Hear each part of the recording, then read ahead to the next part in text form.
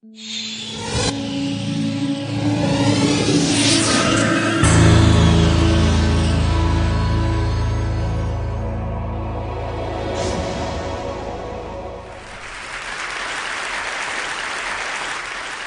I want to talk about my investigations into what technology means in our lives, not just our immediate life, but in the cosmic sense, in a kind of a long history of the world and our place in the world. What is this stuff? What is its significance? And so I want to kind of go through my little story of what I found out. And one of the first things I started to investigate was the history of the name of technology. And in the United States, there's a State of the Union address given by every president since 1790. And each one of those is really kind of summing up the most important things for the United States at that time.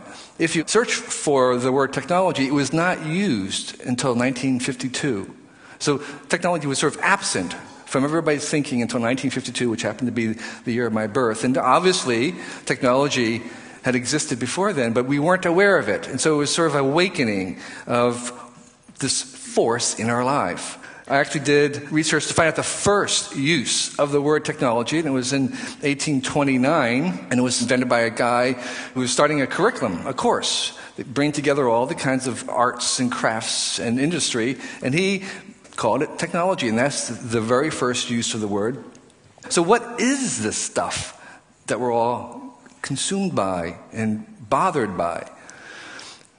Alan Kay calls it technology is anything that was invented after you were born, which is sort of the idea that we normally have about what technology is. It's all that new stuff. It's not roads or penicillin or factory tires. It's the new stuff. My friend Danny Hillis has a kind of a similar one. It says technology is anything that doesn't work yet, which is, again, a sense that it's all new, but we know that it's just not new. It actually goes way back, and what I want to suggest is it goes long way back.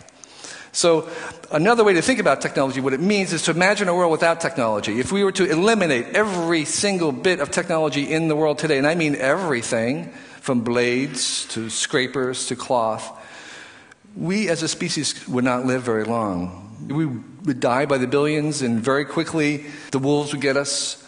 We would be defenseless. We would be unable to grow enough food or find enough food. Even the hunter-gatherers use some elementary tools. And so they have minimal technology, but they have some technology. And those, if we study those hunter-gatherer tribes and the Neanderthal, which are very similar to early man, we find out a very curious thing about this world without technology. And this is a kind of a curve of their average age. There are no Neanderthal fossils that are older than 40 years old that we've ever found. And the average age of most of these hunter-gatherer tribes is 20 to 30. There are very few young infants because they die at a high mortality rate, and there's very few old people. So the profile is sort of your average San Francisco neighborhood. A lot of young people. And if you go there, you say, hey, everybody's really healthy. Well, that's because they're all young. And the same thing is with the hunter-gatherer tribes and early men is that you didn't live beyond the age of 30. So it was a world without grandparents. And grandparents are very important because they are the transmitter of cultural evolution and information. Imagine a world, and basically everybody was 20 to 30 years old. How much learning can you do? You can't do very much learning in your own life. It's so short, and there's nobody to pass on what you do learn. So that's one aspect. It was a very short life. But at the same time, anthropologists know that most hunter-gatherer tribes of the world without very little technology actually did not spend a very long time gathering the food that they needed, 3 to 6 hours a day. Some anthropologists call that the original affluent society because they had banker hours, basically. So it was possible to get enough food, but when the scarcity came, when the highs and lows and the droughts came, then people went into starvation, and that's why they didn't live very long. So what technology brought through the very simple tools like these stone tools here, even something as small as this, the early bands of humans were actually able to eliminate to extinction about 250 megafauna animals in North America when they first arrived 10,000 years ago. So long before industrial age, we've been affecting the planet on a global scale with just a small amount of technology. The other thing that the early man invented was fire. And fire was used to clear out and, again, affected the ecology of grass and whole continents, and was used in cooking. It enabled us to actually eat all kinds of things. It was sort of, in a certain sense, in a McLuhan sense, an external stomach, in the sense that it was cooking food that we could not eat otherwise. And if we don't have fire, we actually could not live. Our bodies have adapted to these new diets. Our bodies have changed in the last 10,000 years. So with that little bit of technology, humans went from a small band of 10,000 or so, the same number as Neanderthals everywhere, and we suddenly exploded. With the invention of language around 50,000 years ago, the number of humans exploded and very quickly became the dominant species on the planet. And we migrated into the rest of the world at 2 kilometers per year until within several tens of thousands of years, we occupied every single watershed on the planet and became the most dominant species with a very small amount of technology. And even at that time, with the introduction of agriculture 8,000, 10,000 years ago, we started to see climate change. So climate change is not a new thing. What's new is just the degree of it was. Even during the agricultural age, there was climate change. And so already, small amounts of technology were transforming the world. And what this means, and where I'm going, is that technology has become the most powerful force in the world. All the things that we see today that are changing our lives, we can always trace back to the introduction of some new technology. So it's a force that is the most powerful force that has been unleashed on this planet. And it's such a degree that I think that it's become who we are. In fact, our humanity and everything that we think about ourselves is something that we've invented. So we've invented ourselves. Of all the animals that we have domesticated, the most important animal that we've domesticated has been us. Okay? So humanity is our greatest invention, but of course, we're not done yet. We're still inventing, and this is what technology is allowing us to do, is to continually to reinvent ourselves. It's a very, very strong force. I call this entire thing, us humans as our technology, everything that we've made, gadgets in our lives, we call that the technium. That's this world. My working definition of technology is anything that useful that a human mind makes. It's not just hammers and gadgets like laptops, but it's also law. And, of course, cities are ways to make things more useful to us. While it's something that comes from our mind, it also has its roots deeply into the cosmos. It goes back. The origins and roots of technology go back to the Big Bang in this way, in that they are part of this self-organizing thread that starts at the Big Bang and goes through galaxies and stars into life and to us. And the 3 major phases of the early universe was energy. When the dominant force was energy, then it became the dominant force as it cooled, became matter. And then with the invention of life, 4 billion years ago, the dominant force in our neighborhood became information. That's what life is, it's an information process that was restructuring and making new order. So those energy, matter, Einstein showed were equivalent, and now the new sciences of quantum computing show that entropy and information and matter and energy are all interrelated. So it's one long continuum. You put energy into the right kind of system, and out comes wasted heat, entropy, and exotropy, which is order. It's the increasing order. So where does this order come from? Its roots go way back. We actually don't know. But we do know that this self-organization trend throughout the universe is long, and it began with things like galaxies. They maintained their order for billions of years. Stars are basically nuclear fission machines that self-organize and self-sustain themselves for billions of years, this order against the extropy of the world. And flowers and plants are the same thing, extended, and technology is basically an extension of life. So, one trend that we notice in all those things is that the amount of energy per gram per second that flows through this is actually increasing.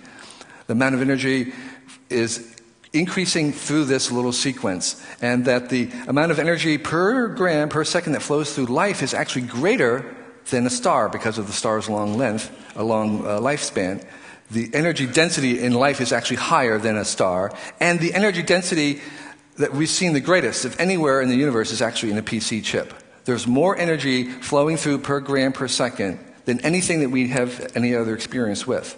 And so what I would suggest is that if you want to see where technology is going, we continue that trajectory, and we would say that it's going to become more energy dense. That's where it's going. And so what I've done is I've taken the same kinds of things and looked at other aspects of evolutionary life and say, what are the general trends in evolutionary life? And there are things moving towards greater complexity, moving towards greater diversity, moving towards greater specialization, sentience, ubiquity, and most important, evolvability. Those very same things are also present in technology. That's where technology is going. In fact, technology is accelerating all the aspects of life. We can see that happening just as there's diversity in life, there's more diversity in things we make. Things in life start off being general cell and they become specialized. You have tissue cells, you have muscle, brain cells, and same thing happens with, say, a hammer, which is general at first and becomes more specific. So I would like to say that while there's 6 kingdoms of life, we can think of technology basically as the 7th kingdom of life. It's branching off from the human form. But technology has its own agenda like anything, like life itself. For instance, right now, 3/4 of the energy that we use is actually used to feed the technium itself. In transportation, it's not to move us, it's to move the stuff that we make or buy. I use the word want, technology wants. This is a robot that wants to plug itself in to get more power. Your cat wants more food. A bacterium, which has no consciousness at all, wants to move towards light. It has an urge, and technology has an urge. At the same time, it wants to give us things, and what it gives us is basically progress. You can take all kinds of curves, and they're all pointing up. There's really no dispute about progress if we discount the cost of that, and that's the thing that bothers most people, is that progress is really real, but we wonder and question whether the environmental costs of it. I did a survey of the number of species of artifacts in my house, and there's 6,000. Other people have come up with 10,000. When King Henry of England died, he had 18,000 things in his house, but that was the entire wealth of England. And with that entire wealth of England, King Henry could not buy any antibiotics. He could not buy refrigeration. He could not buy a trip of 1,000 miles. Whereas this rickshawwala in India could save up and buy antibiotics, and he could buy refrigeration. He could buy things that King Henry in all his wealth could never buy. That's what progress is about. So technology is selfish, technology is generous. That conflict, that tension will be with us forever. That sometimes it wants to do what it wants to do, and sometimes it's going to do things for us. We have confusion about what we should think about a new technology. Right now, the default position about when a new technology comes along is people talk about the precautionary principle, which is very common in Europe, which says basically don't do anything. When you meet a new technology, stop until it can be proven that does no harm. I think that is really leads nowhere, but a better way is to what I call proactionary principle, which is you engage with technology. You try it out. You obviously do what the precautionary principle suggests. You try to anticipate it, but after anticipating it, you constantly assess it, not just once, but eternally. And when it diverts from what you want, we prioritize risk. We evaluate not just the new stuff, but the old stuff. We fix it, but most importantly, we relocate it. And what I mean by that is that we find a new job for it. Nuclear energy fission is a really bad idea for bombs, but it may be a pretty good idea relocated into sustainable nuclear energy for electricity instead of burning coal. When we have a bad idea, the response to a bad idea is not no ideas. It's not to stop thinking. The response to a bad idea, like say a tungsten light bulb, is a better idea. Okay? So better ideas is really always the response to technology that we don't like, is basically better technology. And actually, in a certain sense, technology is a kind of a method for generating better ideas, if you can think about it that way. So maybe spraying DDT on crops is a really bad idea, but DDT sprayed on local homes, there's nothing better to eliminate malaria besides insect DDT impregnated mosquito nets, but that's a really good idea. That's a good job for technology. So our job as humans is to parent our mind children, to find them good friends, to find them a good job. And so every technology is sort of a creative force looking for the right job. That's actually my son right here. There are no bad technologies, just as there's no bad children. Children, we don't say children are neutral, children are positive. We just have to find them the right place. And so what technology gives us over the long term, over this sort of extended evolution from the beginning of time through the invention of of plants and animals and the evolution of life, evolution of brains. What that is constantly giving us is increasing differences, it's increasing diversity, it's increasing options, it's increasing choices, opportunities, possibilities, and freedoms. That's what we get from technology all the time. That's why people leave villages and go into cities. It's because they are always gravitating towards increased choices and possibilities.